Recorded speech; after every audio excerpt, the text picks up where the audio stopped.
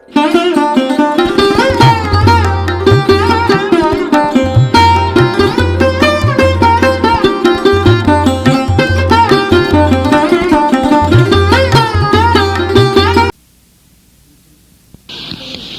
पंक्ति, प्रीतहीन रीतहीन भाव भय प्रतीतहीन चित्तहीन वित्तहीन सहज स्वभावरी। प्रभु ये तो सब कुछ नहीं है, पर मेरे हृदय तेरे वास्ते प्रीत भी कोई नहीं। प्रीत की जिहड़ी रीत हो सकती है, रस्मों रिवाज, कोई कर्म कांड, यह भी कोई नहीं। तेरा भय भी कोई नहीं, तेरी भावना भी नहीं, श्रद्धा भी नहीं,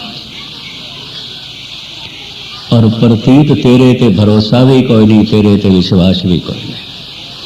विश्वास है मैनू, परिवार ते है, बच्चियां ते है, मित्रां ते है, हे प्रभु तेरे ते विश्वास भी कोई नहीं। बहुत वड्डी सच्चाई मनुखता दी भाई गुरदास सामने रख रहे। प्रीतहीन रीतहीन भाव भय प्रतीतहीन चित्तहीन वित्तहीन सहज स्वभाव रे। तेनू चेते कर सका, मेरे को चेते शक्ति नहीं है, नहीं है। तेनू हासिल कर सका, मेरे को समर्था भी नहीं है। अंग अंग टुटिया पे, ना हाथ ने, ना पैर ने, ना कन है, ना अक्का, ना नक है, ना रसना है, कुछ भी नहीं।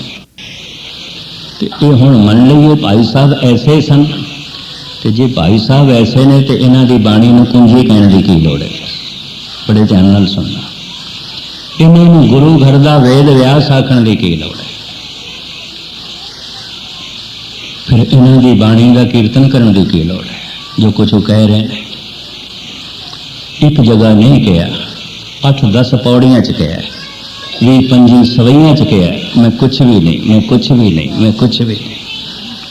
तो चलो मन लेंगे, फिर थोड़ी बाणी नूं कुंजी क्यों आखी, थोड़ी बाणी का कीर्तन क्यों करिए। तो कबीर नूं भी कह दईए, जिहड़ा तुसीं कहंदे हो कबीर सब ते हम बुरे, हम तज भलो सब कोय। चलो मन लेंदे आ, तुसीं सब तो बुरे, फिर तुसीं भगत ते हो नहीं, संत ते हो नहीं, क्योंकि संत ते बुरे नहीं होंदे, भगत ते बुरे नहीं होंदे। तुसीं आप कह रहे असीं सब तो बुरे। कि चलो इंज सोचिए, नहीं जो कुछ तुसी आख रहे हो नहीं है। तो भाई गुरदास जी ने भी कहिए जो कुछ तुसी आख रहे हो ये नहीं है। तो बड़े ध्यान नाल सुनना, सारे पढ़े लिखे बैठे हो सियाणे। फिर गलत बयानी का इल्जाम कबीर ते आउंदा है, भाई गुरदास ते आउंदा है, ये भी मैं अर्ज करते हैं। फिर तो उन्होंने गलत बयानी का इल्जाम। तो फिर असल की है, हकीकत की है। जिस मुख के सामने परमात्मा की जितनी महिमा महान गुण प्रगट होंदे जा रहे हैं, उस मनुख के सामने अपना ना कुछ होना प्रगट होंदा जा रहा है। मैं तो कुछ भी नहीं, कुछ भी नहीं, कुछ भी नहीं। जिस दिन किसी के अंदर पूर्ण रूप में परमात्मा प्रगट होंदा है, उस दिन पूर्ण रूप में भगत मिट जाता है। मैं कुछ भी नहीं, ना कुछ होके भगत भगवान हो जाता है, परमात्मा हो जाता है, सब कुछ हो जाता है। और जेड़ा कहता है मैं सब कुछ हाँ, मैं सब कुछ हाँ, यकीन जानो एक दिन राख हो जाता है, खाक हो जाता है। कुछ भी नहीं, कुछ भी नहीं। वो तो राख हो गया, लेकिन जो सब कुछ हो गया परमात्मा का रूप हो गया। और होना पैंदा है, मैं कुछ भी नहीं, बीज में मिटना पैंदा, मैं कुछ भी नहीं, मैं कुछ नहीं, मैं राख, मैं मिट्टी। वही बीज फल बन जाता है, वही इतना बड़ा दरख्त हो जाता है। इस तरह बैकुंठ नूं महान बुलंदियां नूं त्याग के संसार दे चाई, जगत दे चाई गंगा। 900 नदी 99 68 तीर्थ अंग समाई। भाई साहब भाई गुरदास जी 999 नदियां दे चों ये सिरमौर नदी है, इस वर्गी होर कोई नदी नहीं, ऐसा भाई गुरदास कहते हैं। इसका जल अमृत, इसका जल बड़ा नरोआ, इसका जल काफी मुद्दतां तक घर दे च पिया रहे, बदबूदार नहीं होता और गंदा नहीं होता। इस तरह की गंगा हरिद्वार तो ऋषिकेश तो परे मिलेगी, अगे तो नहीं। अगे तो फिर सारे शहरों के गटर गंगा च ही पाए गए। क्या रुड़की, क्या कानपुर, क्या इलाहाबाद, क्या बनारस, क्या पटना साहब, क्या कलकत्ता, इन्ना वड्डे वड्डे शहरों की सारी गंदगी गंगा। भाई साहब कहने इस नदी वर्गी होर कोई नदी नहीं। जोग्राफिया की कहता है, भाई साहब 999 नदियां की गिनती करते हैं जमीन के उत्ते, जो 12 मासी दरिया वगते हैं। भाई साहब गिनती करके कहते 999 नदी 99 68 तीर्थ अंग समाई। 999 नदियों विचों सिरमौर है, 68 तीर्थ ये तट ते बने हुए हैं। सिरमौर तीर्थ ये किनारे ते बने हुए हैं। देव प्रयाग, रुद्र प्रयाग, कर्ण प्रयाग, ऋषिकेश, हरिद्वार, इलाहाबाद, प्रयागराज, बड़े बड़े सिरमौर तीर्थ सौरों इतिहास गंगा के तट ते बने। 68 तीर्थ ये किनारे ते बने हुए हैं। 999 नदियां दे चों सिरमौर है। ब्रह्मे दे करमंडल का जल है, विष्णु के चरणों का जल है, शंकर के मस्तक का जल है। 900 नदी 99 68 तीर्थ अंग समाई। तीन लोकी प्रवान है, महादेव लै शीस चढ़ाई। फिर शिव जी के मस्तक का जल है, वो मस्तक दे चाई। देवी देव सरेवड़े, जय जयकार बड़ी बड़ियाई। मनुखा की तो गल छो, देवते जो ज्ञानी ने, जिथे ज्ञान का दीवा जल गया, वो भी इसकी महिमा को मनते हैं, कबूल करते हैं। हुण इत्थे तक ते भाई साहब गंगा की महिमा साडे सामने रखते हैं। हुण अगलियां 2-3 पंक्तियां भाई साहब दियां सुनो इस पौड़ी दियां। सन गंगा बैकुंठ लख, लख बैकुंठ नाथ लिवलाए। लखां ब्रह्मे अवन ते ब्रह्मे दे करमंडल दा जल होवे। लखां विष्णु अवन ते विष्णु दे चरणां दा उदक होवे। लखां शिवजी अवन ते उन्हां दियां जटावां दा जल होवे। सुन गंगा बैकुंठ लख, लख बैकुंठ नाथ लिवलाए। साधु धूर न पुजनी, साध संगत सतगुर शरनाई। संगत च बैठ के जो शब्द सुन के जुड़ गए, ਉਹਦੇ चरणों की खाक तो भाई साहब कहते ने लखां गंगा मैं कुर्बान करदा, निछावर करदा, सदके करदा। 68 तीर्थ का मुख टेका, तित घट मत विस्तार। ਜਿਹਦੇ मन के अंदर नाम का खेड़ा है, ਉਹਦੇ मस्तक के दीदार ही 68 तीर्थों का इशनान है। 68 तीर्थ का मुख टेका, तित घट मत विगास।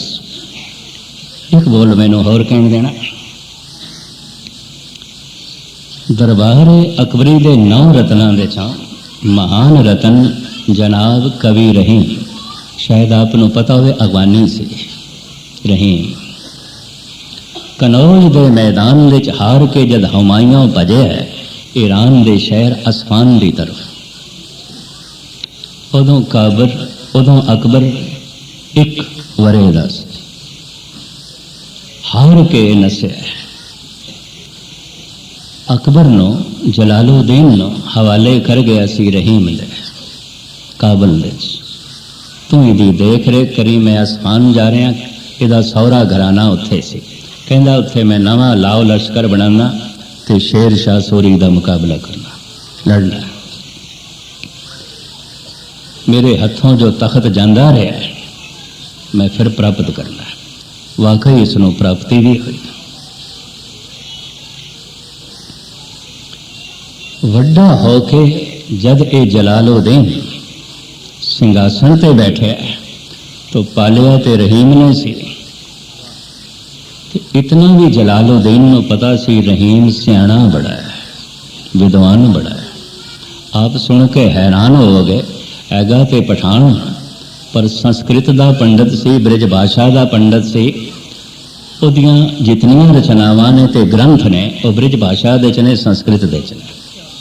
इस तो पता चलता है ਉਹਦੇ ਸੰਸਕਾਰਾਂ ਦੇ ਗਿਆਨ ਭਰਿਆ ਹੋਇਆ ਸੀ, ਕੋਈ ਪਿਛਲੇ ਕਰਮਾਂ ਕਰਕੇ। ਉਹਦੇ ਗ੍ਰੰਥ ਬ੍ਰਿਜ ਭਾਸ਼ਾ ਦੇ ਵਿੱਚ ਮਿਲਦੇ ਨੇ, ਪਠਾਨ ਸੀ। 9 ਰਤਨਾਂ ਦੇ ਵਿੱਚ ਇੱਕ ਰਤਨ। ਅਕਬਰ ਨੇ ਇਸ ਨੂੰ ਹੋਮ ਮਿਨਿਸਟਰ ਬਣਾਇਆ, ਘਰੇਲੂ ਮਾਮਲਿਆਂ ਦਾ ਵਜ਼ੀਰ ਬਣਾਇਆ। फिर सहजे सहजे अकबर इतना हंकारी हो गया, उन्हें पैगंबर बनने की कोशिश की थी, एक मजहब चलाया दीन इलाही। मैं संक्षेप विच अर्ज कर रहा, इनू इनकार कर दिता रहीम ने। तानसेन ने मन लिया, फैजी ने मन लिया, मुल्ला दो प्याजे ने भी मन लिया, बीरबल ने भी मन लिया, फैजी ने भी मन लिया, लेकिन रहीम इनकारी हो गया। बुजुर्ग सी, कहने बड़ी शर्मसारी दा भरी सभा विच मूँह वेखना पिया अकबर नूं। दीन इलाही मजहब जो अकबर ने चलाया सी नहीं चल सकिया, महज इस करके रहीम इनकारी हो गया। वरना तानसेन ने तो मन लिया सी, हरिदास स्वामी का चेला सी, हिंदू सी, ने कबूल कर लिया सी। फैजी मुल्ला दो प्याजा, बीरबल, राजा मान सिंह वाली जयपुर, इन्हें भी मन लिया सी। शायद आपनों पता होवे, इहदी बहन जोधा भाई अकबर की पत्नी सी, उहदी कुख तो जहांगीर पैदा होया। लंबे चौड़े इतिहास के पन्ने ने इस वक्त ना छेड़िए। रहीम इनकारी हो गया, नहीं। अकबर चुप कर गया। क्यों? अकबर दे ते एहसान बड़े सन। उस विपता के समय पालिया पोसिया रहीम ने सी, रक्षा उसने की सी, हर तरह का खतरा मुल लेके उसने पालिया सी। तो अकबर चुप कर गया, उस वक्त चुप कर गया। फिर यह भी उसनों पता सी, खुदा बनने की मैं कोशिश की है, पैगंबर बनने की मैं कोशिश की है, इस पठान ने मैनू नहीं बनन दिता। चुप कर गया। जहांगीर का जब जमाना आया, वह सिंघासन ते बैठा। ये औदा जहांगीर ने रहीम को ले लिया। सिर्फ औदा ही वापस नहीं लिया, उहदी हवेली जब्त की थी, उहदी जमीन जायदाद जब्त की थी, उहदी धन संपदा जब्त की थी, उन्होंने जेल विच भी पाया, सब कुछ खो के।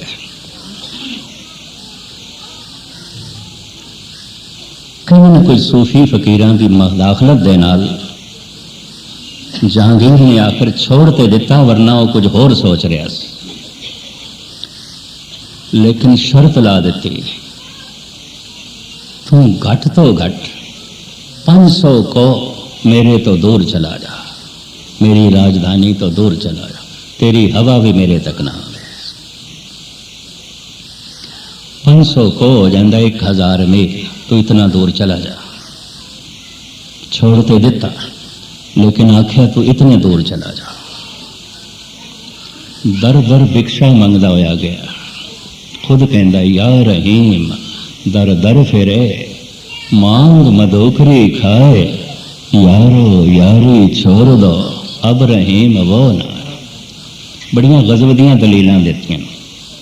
रहमन धागा प्रेम को मत तोड़ो छिटकाए, प्रेम की डोरी ना तोड़ो, ना तोड़ो। जिस नाल भी प्रेम है वधाई जाओ, संसार का प्रेम भी एक दिन निरंकार तक थानू पहुँचा देगा। जिन्हों मनुख नहीं चंगे लगते, उन्होंने रब कितों चंगा लगेगा। इंज कहते हैं, रहमन धागा प्रेम को मत तोड़ो छिटकाए, टूटे से फुन ना मिले, मिले गांठ पर जाए। ये धागा ना तोड़ो, टूट गया तो जोड़ोगे गंढ ते फिर भी पै जाए, गंढ ना पाओ। फिर कहेंगे चलो तोड़ भी बैठे हो, सज्जन रुस भी गया, टूटे सजन मनाइए, जो टूटे 100 बार, रहमन मुक्ता पोइए, फिर गूंदे हार। कहते मोतियां का हार जे बार बार भी टुट जाए, मोती बिखर जान, कोई गल नहीं, चुन लेने चाहिए, परो लेने चाहिए। ये मैं थोड़ा इस वास्ते दसदा, इस तरह के हज़ारां इस दे दोहे ने, इनू रहीम दोहावली कहते हैं। एक एक बोल बड़ा कीमती, दानी बड़ा सी, लोड़वंद रोज सैकड़ियां की दाद एडी हवेली के बाहर खड़े होंदे सन, सबनों कुछ ना कुछ देंदा सी, खाली नहीं तोड़दा सी। ਅੱਜ ਜਦ ਭਿਕਸ਼ਾ ਮੰਗਦਾ ਮੰਗਦਾ ਚਿਤਰਕੂਟ ਦੀ ਤਰਫ ਜਾ ਰਿਹਾ, ਜਗਦਲਪੁਰ ਦੇ ਨੇੜੇ ਰਾਏਪੁਰ ਤੋਂ ਪਰੇ ਛੱਤੀਸਗੜ੍ਹ ਦਾ ਇਲਾਕਾ, ਇੰਜ ਕਹਿ ਲਓ 2000 ਮੀਲ ਦੂਰ ਜਾ ਰਿਹਾ ਹੈ। ਰਸਤੇ 'ਚ ਸਾਧੂਆਂ ਨੇ ਪਹਿਚਾਣ ਲਿਆ ਤੇ ਘੇਰ ਲਿਆ, ਆਖਿਆ ਰਹੀਮ ਜੀ ਅਸੀਂ ਹਰਿਦੁਆਰ ਜਾ ਰਹੇ ਹਾਂ, ਯਾਤਰਾ ਵਾਸਤੇ ਸਾਡੇ ਕੋਲ ਕੁਛ ਨਹੀਂ ਦਿਓ। ਹੁਣ ਜੋ ਰਹੀਮ ਕਹਿੰਦਾ ਹੈ, या रहीम दर दर फिरे मांग मधुखरी खाए, यारो यारी छोड़ दो अब रहीम वो ना है। हुण मेरे को देने वास्ते कुछ भी नहीं। लैन भी जिन्हों ने दोस्ती रखी हुई सी, मित्रता रखी हुई सी, संबंध रखे हुए सी, छोड़ दो मैनू, मैनू छोड़ दो। क्यों? मैं देन जगह कुछ भी नहीं, कुछ भी नहीं। पर साधु भी साधु सन, वो भी महान सन। अपने ढंग नाल कहन लगे, रहीम जी जब नदियां सुक जांदियां ने ना, लोकी खूह खट के भी कुछ ना कुछ कढ़ लैंदे ने, जमीन चों पानी कढ़ लैंदे ने। एक निक्की जी अंगूठी किधरे पहनी हुई सी, कहने लगे हाँ खूह दे इतना पानी है, ले जाओ ले जाओ। इन्ना दाने, इस तरह का यह दाने। जिहड़ी मूल गल मैं थानू कहन लगा, होए ये कई महीनों की वाट तय करके चित्रकूट पहुंचया। क्यों गया? तुलसी नूं मिलण वास्ते गया। उस जमाने का सिरमौर ब्रिज भाषा का कवि ते अनुभवी कवि तुलसी मनिया गया।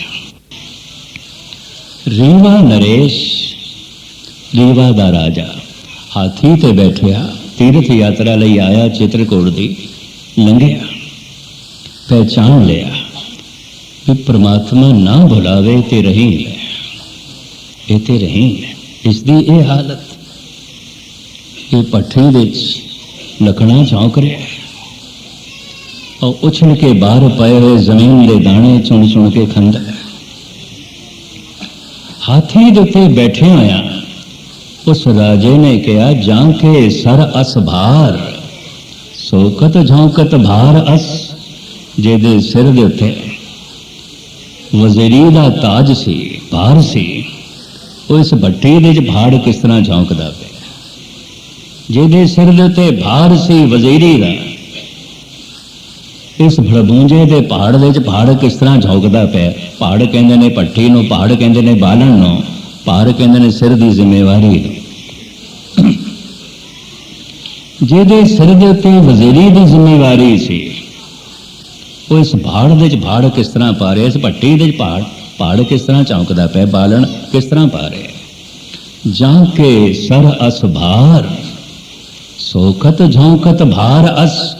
एकदम रहीम भी बोल पाया, रहमन उतरे पार, भार झोंक सब भार में। रहीम ते संसार तो पार हो गया राजन, सिर देते जितना पार सी इस भड़बूंजे दी पट्टी च पा दिता, सब जला दिता, सब खाक कर दिता, हल्के हो गए, सिर ते कोई बोझ नहीं रहा।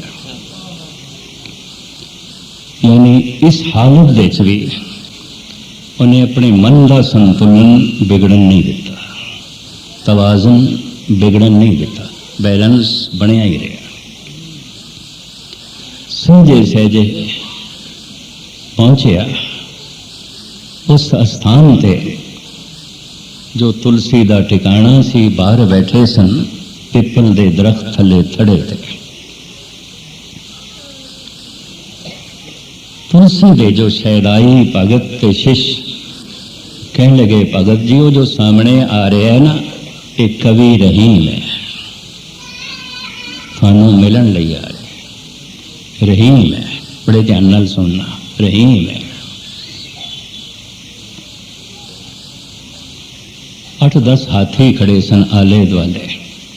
तीर्थ सी मंडलेश्वर, बड़े बड़े राजे महाराजे जागीरदार हाथियां ते बैठ के तीर्थ यात्रा ते ले आंदे सन, उन्हां दे हाथी खड़े सन। कुछ तुलसी को इस तरह के मनुख बैठे सन। जब सिर्फ दूरी 50 कदमां की रह गई, तुलसी ने एक कसवट्टी रख दी रहीम दे अगों। अजे मिले नहीं। कसवटे कई दफा सियाणे ते तारक मनुख देखते ने सोना है भी सही कि नहीं, परखिए। तो तुलसी के जबान तो ये बोल निकले, बड़े ध्यान नाल सुनना। धूर धरत नित शीश पर, कहो रहीम कहें काज। ये हाथी जिथे खड़े अवन, सूंड नाल मिट्टी पुटदे न, जमीन पुटदे ने, ते धूर अपने सिर ते पांदे। क्यों? ये क्यों करते हैं? हाथी जिथे भी खड़ा हुए देखना, ये कोई करता है, मिट्टी सिर ते पांदा है। और रेत मिट्टी ना मिले तो सूंड नाल पुटदा है जमीन में, फिर उस मिट्टी नूं पांदा सिर ते ही है। तुलसी ने फौरन ये फिक्रा रहीम दे अगों रख दिता। जब रहीम बिल्कुल कोल आ गया, धूर धरत नित शीश पर, कहो रहीम कहें काज। अह रहीम दसोगे? ये हाथी हर जगह जमीन नूं पुटदा है, मिट्टी सिर ते पांदा है, धूड़ सिर ते पांदा है। क्यों? इतिहास कहंदा है तुलसी खड़े होए, रहीम दे चरनां दी खाक नूं मस्तक ते लाया, आखिया हाथी नूं राम दे चरनां दी धूड़ मिलनी है कि नहीं मिलनी? मैनूं ते राम दे चरनां दी धूड़ मिल गई, तेरे चरनां दी खाक रब दे चरनां दी खाक है। तो ऐसा कलाम मेरे सामने रखिया, मेरे हृदय नूं जज्बे ते श्रद्धा नाल भर के रख दिता। दूर धरत नित शीश पर, कहो रहीम कहे काज। जह रज मन पत्नी तरी, सोग ढूंढत गजराज। भाई साहब भाई गुरदास जी कहते ने, ਉਹ ਗੁਰਸਿੱਖ ਜੋ ਸ਼ਬਦ ਨਾਲ ਜੁੜਿਆ ਹੋਇਆ ਹੈ, ਉਹਦੇ ਚਰਨਾਂ ਦੀ ਖਾਕ ਤੋਂ ਮੈਂ ਕਰੋੜਾਂ ਗੰਗਾ ਕੁਰਬਾਨ ਕਰਦਾ। ਸਣ ਗੰਗਾ ਬੈਕੁੰਠ ਲਖ, ਲਖ ਬੈਕੁੰਠ ਨਾਥ ਲਿਵਲਾਈ। ਸਾਧੂ ਧੂਰ ਨਾ ਪੁਜਨੀ, ਸਾਧ ਸੰਗਤ ਸਤਗੁਰ ਸ਼ਰਨਾਈ।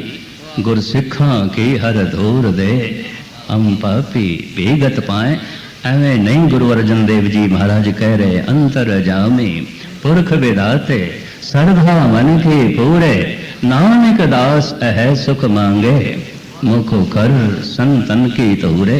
सुरमा कुंसो खाक औलिया, ताबा बेनी इब्तिदा ता इंतहा। आद तो लेके अंत तक जे तू पूर्ण सच्चाई वेखना चाहना है, तो जो सच तक पहुंचे हुए पुरुष ने, उन्हों दी कदमां दी खाक नूं अपने मस्तक ते ला, पावन हो जाएगा, पवित्र हो जाएगा। इतनी महिमा चरण धूड़ दी। धन गुरु ग्रंथ साहब जी महाराज की बाणी ने, भाई गुरदास जी ने, भाई नंद लाल ने, कवि तुलसी ने, देश के होर ऋषि मुनिया ने, हता के इस्लाम के सूफी फकीरां ने गाई है।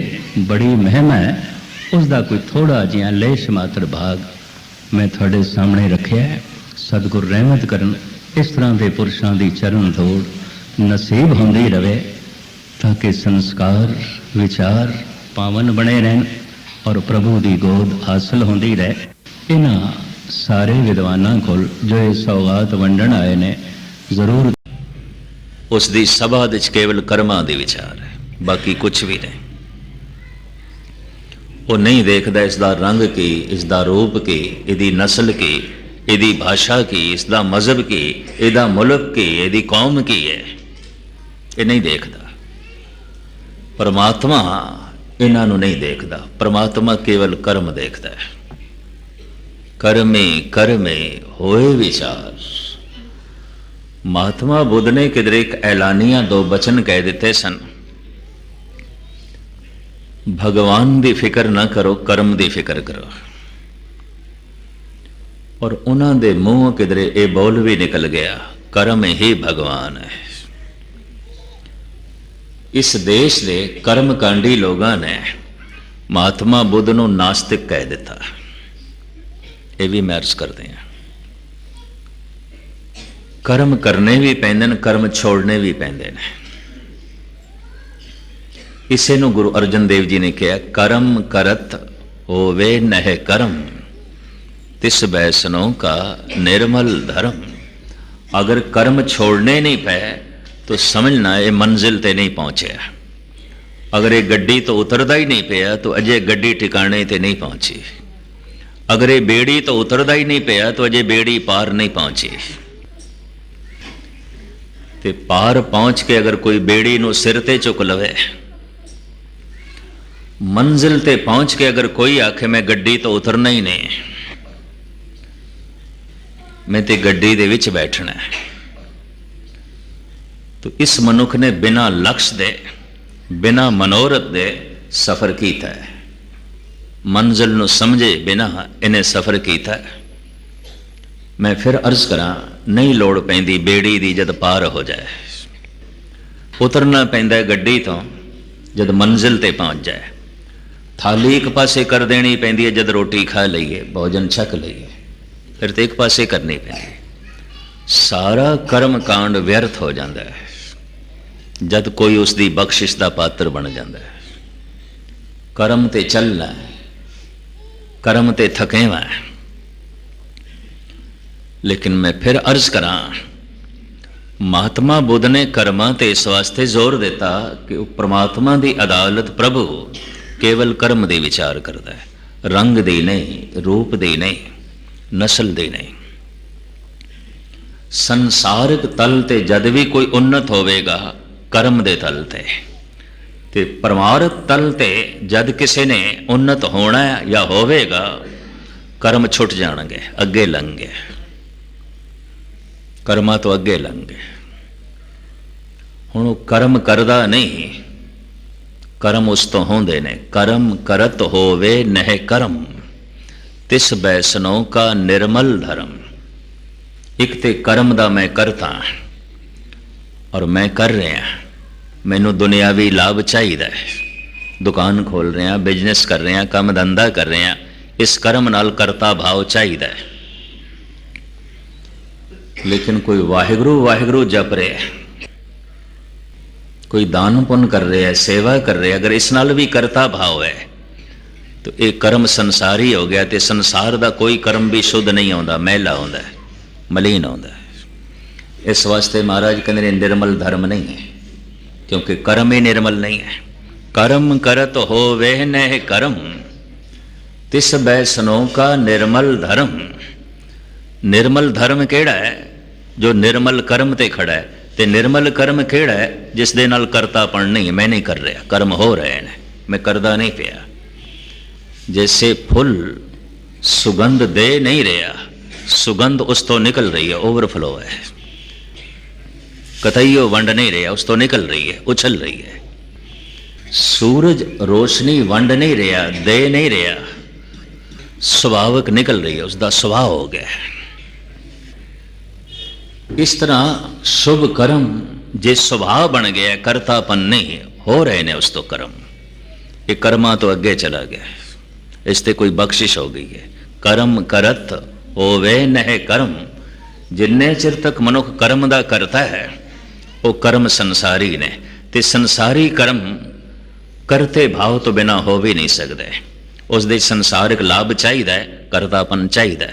मैं दुकान खोल रहा, मैं काम धंधा कर रहा, ये सब कुछ मैं कर रहा, इतना चाहिए।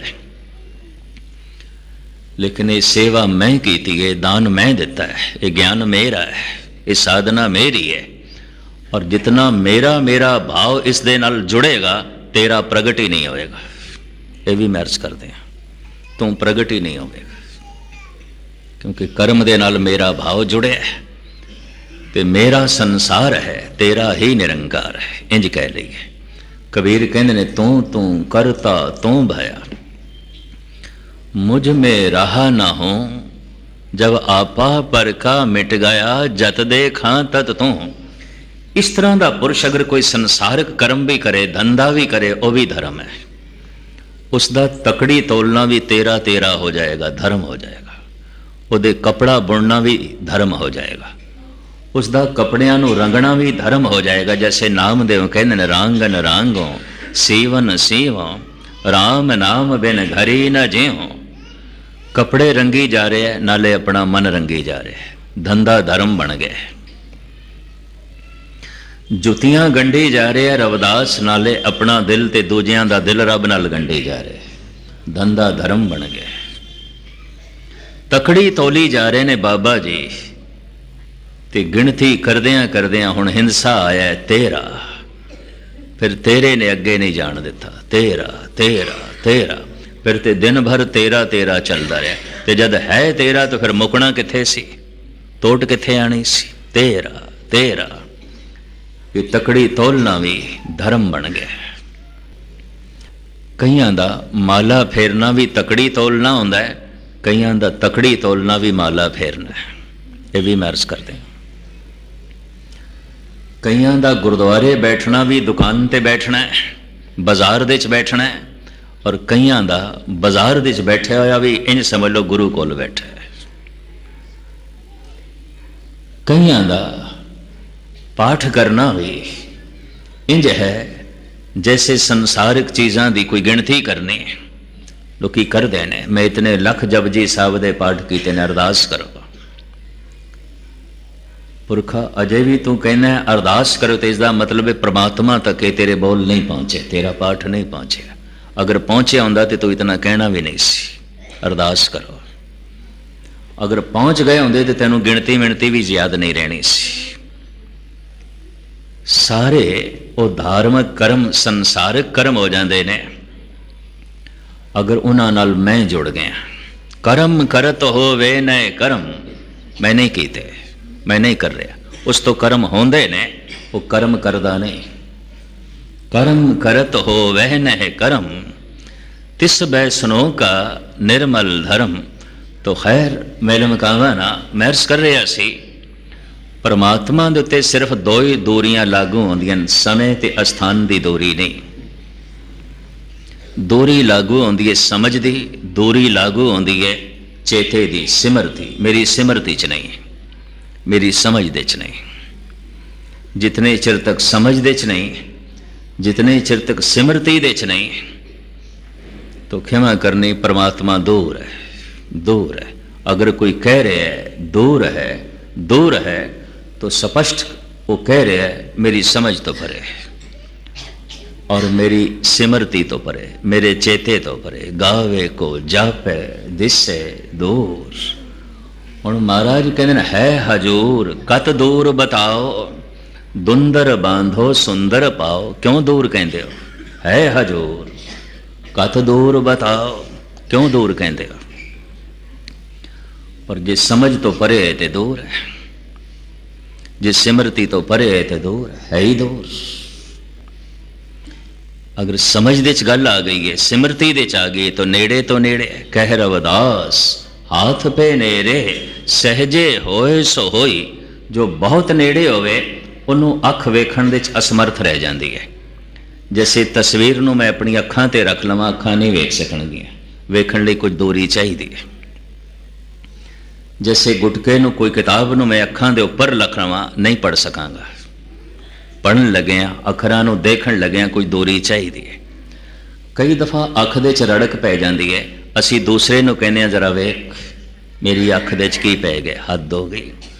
अखां वड्डे वड्डे पहाड़ां नूं वेख लैंदियां ने, वड्डी भीड़ नूं वेखदियां ने, उच्चियां उच्चियां बिल्डिंगां, सूरज चंद तारियां तक नूं वेख लैंदियां ने। ये अख दे च पई हुई एक रड़क इन्हों नहीं दिखाई देती। रड़क बहुत नेड़े है, बहुत नेड़े है। जो बहुत नेड़े है नहीं दिखाई देती। तो इंज कह लो परमात्मा दे उत्ते ते नेड़े कहना भी किसी हद तक अन्याय हो जाना। अखां दे विच है, हत्थां दे विच है, पैरां दे विच है। उसदी होंद तो बिना ते पैर चल भी नहीं सकते, उसदी होंद तो बिना ते अखां वेख भी नहीं सकती, उसदी होंद तो बिना ते जबान बोल भी नहीं सकती। वो तो इतना नेड़े है, वो तो इतना नेड़े है। हजूर कत दूर बतावो, दुंदर बांधो सुंदर पाओ। भाई साहब भाई नंदलाल जी कहते ने, ब्राह्मण मुश्ताक के बुत जाहिद फिदाए खान का। भाई साहब भाई नंदलाल, ब्राह्मण भगवान की प्रस्तिश लई, ओदी झलक वेखण लई मंदिर चाहिए और मूर्ति चाहिए।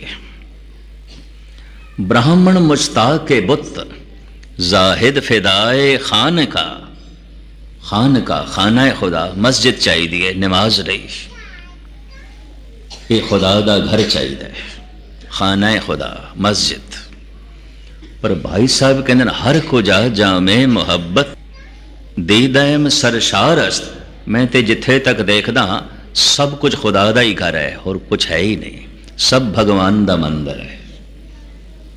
जो दी से सो तेरा रूप गुण निधान गोविंद अनूप। जो कुछ भी दिखाई दे रहे है गोविंद है। सगल भवन की मूरत एका मुख तेरे टकसाला। समूह ब्रह्मंडो सिख दी मूर्ति दिखाई दिता है। हुण होर केड़ी मूर्ति बनाई है? गुरु नानक सगल भवन की मूरत एका। तेरी मूर्ति मैं नहीं बना सकता, फिर मैं तेरा करता, तू मेरी कृत है। अकृता कृत है, अमृता मृत है। गुरु गोबिंद सिंह जी महाराज कहते तू अकृत है, मेरी कृत नहीं हो सकता। अगर मैं तेनू बना सकदा, तू मेरी कृत हो सकता है, तो फिर तू अमृत नहीं है, मैं तेनू मिटा भी सकदा। अकृता कृत है, अमृता मृत है, तू मेरी कृत नहीं है, इस वास्ते तू अमृत है, तेनू मिटाया नहीं जा सकता। इसे नु गुरु नानक देव जी कहते थापिया ना जाए कीता ना होए आपे आप निरंजन सोए। एकाग्रता बख्शनी दूरी लागू होंदी है परमात्मा ते केड़ी समझ तो परे, सिमरती तो परे। अस्थान दी दूरी नहीं है, समय दी दूरी नहीं है, अस्थान दी दूरी नहीं है, समय दी दूरी नहीं है, समझ दी दूरी है, सिमरती दी दूरी है। चेते दे च नहीं है, याद दे च नहीं है। कारण सिमरती दे च क्यों नहीं है? सिमरती मनुख दी जिहड़ी चेते शक्ति है, याद शक्ति, मन का एक हिस्सा। याद ओही आउंदा है जो अपना है, याद उस तक पहुंचती है जो अपना है। जो अपना नहीं उस तक याद पहुंचती ही नहीं, वो याद आउंदा ही नहीं। जिसका प्रभाव पै गया तो जो अपना है बार बार याद आउंदा है, भुलाइए तां भी याद आउंदा है। और जो अपना नहीं तो जिस तो मन प्रभावित नहीं, याद करिए तां भी भुल जाता है। मैं एक उदाहरण देना होना, जे पुत्र नूं याद करना है, वाजा वजाण की लोड़ है, तबला खड़काण की लोड़ है, तो खिमा करनी कोई दर्शन फिलसफा घोटण की लोड़ है, कोई विचारां की लोड़ है, कोई कथा की लोड़ है। पुत्र की याद आपे आउंदी है, मित्र की याद आपे आउंदी है, परिवार की याद आपे आउंदी है। निरंकार नूं याद करना है तो कीर्तन भी करिए, कथा भी करिए, सेवा भी करिए, दान पुण्य भी करिए, पर सब कुछ करदे आया भी वो याद नहीं आउंदा, नहीं आउंदा। कारण गुरु अर्जन देव जी महाराज कहते ने याद का एक अपना मनोविज्ञान है, सिमरती का। जो अपना है वही चेते च आउंदा है, दूसरा नहीं। जो अपना है वही याद आउंदा है, दूसरा नहीं।